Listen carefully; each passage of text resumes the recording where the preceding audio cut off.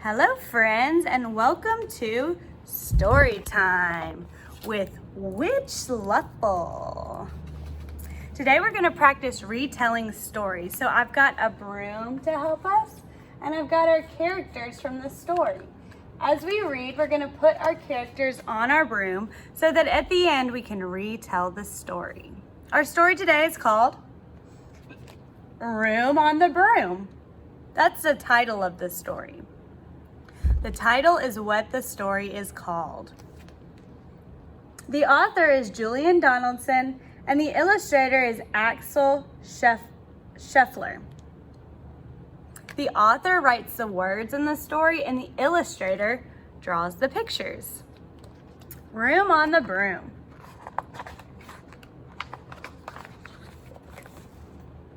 The witch had a cat and a hat that was black, and long ginger hair in a braid down her back. Oh, how the cat purred, and how the witch grinned as they sat on their broomstick and flew through the wind.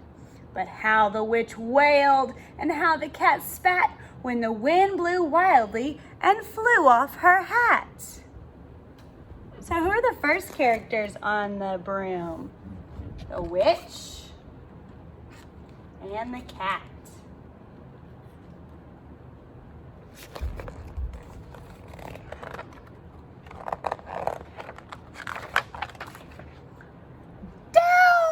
Cried the witch, and they flew to the ground. They searched for the hat, but no hat could be found. Then out of the bushes on thundering paws there bounded a dog with a hat in his jaws. He dropped it politely and eagerly said, as the witch pulled the hat down firmly on her head, "I am the dog, as keen as can be. Is there room on the broom for a dog like me?" "Yes," cried the witch. And the dog clambered on. The witch tapped the broomstick, and whoosh, they were gone.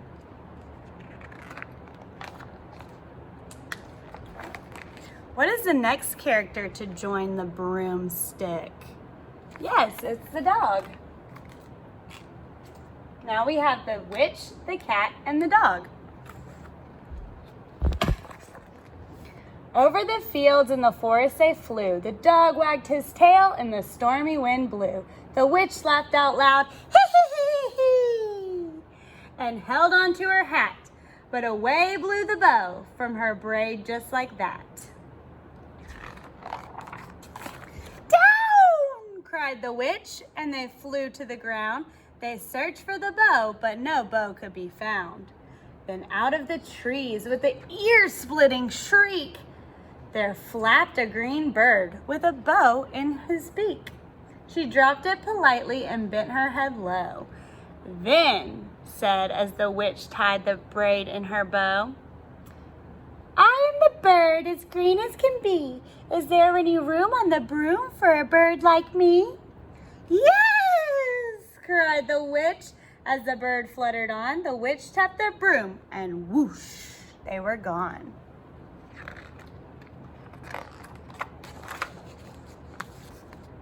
Over the reeds and the rivers they flew. The birds shrieked with glee, and the stormy wind blew. They shot through the sky to the back and beyond. The witch clutched her bow, but let go of her wand. "Down!" cried the witch, and they flew to the ground. She searched for the wand, but no wand could be found. Who's the next character to join the broom? Very good, it's the bird. The green bird. Now we have the witch, the cat, the dog, and the bird.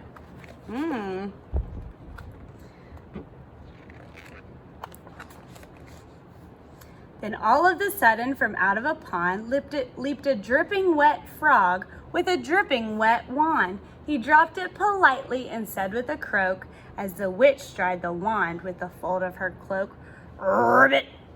I am the frog, as clean as can be. Is there room on the broom for a frog like me?" "Yes," said the witch, so the frog bounded on. The witch tapped the broomstick, and whoosh, they were gone. Over the moors and the mountains they flew. The frog jumped for joy, and which character joined them last? The frog, very good. That broom is getting pretty heavy. I wonder what's gonna happen next. The broom snapped in two. Down fell the cat and the dog and the frog. They went tumbling down into the bog. The witch's half broomstick flew into a cloud, and the witch heard a roar so scary and loud.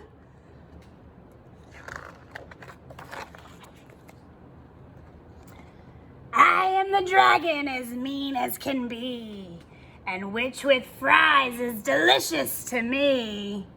No! Cried the witch, flying higher and higher. The dragon flew after her, breathing out fire.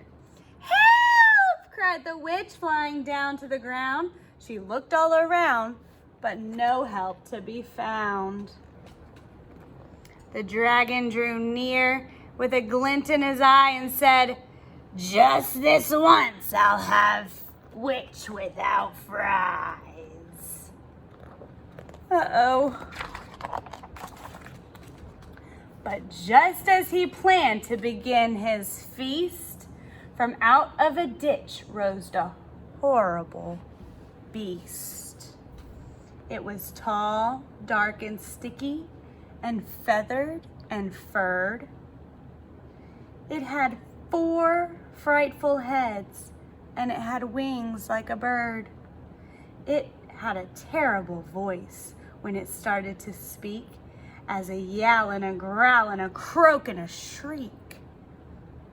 It dripped and it squelched and it strode from the ditch, and it said to the dragon, buzz off, that's my witch. The dragon drew back and he started to shake. I'm sorry, he sputtered. I made a mistake. It's nice to have met you, but I must fly. And it spread its wings and was off through the sky. Down flew the bird, and down jumped the frog. Down climbed the cat, and whew, went the dog. And thank you, oh thank you, the grateful witch cried. Without you I'd be in the dragon's inside.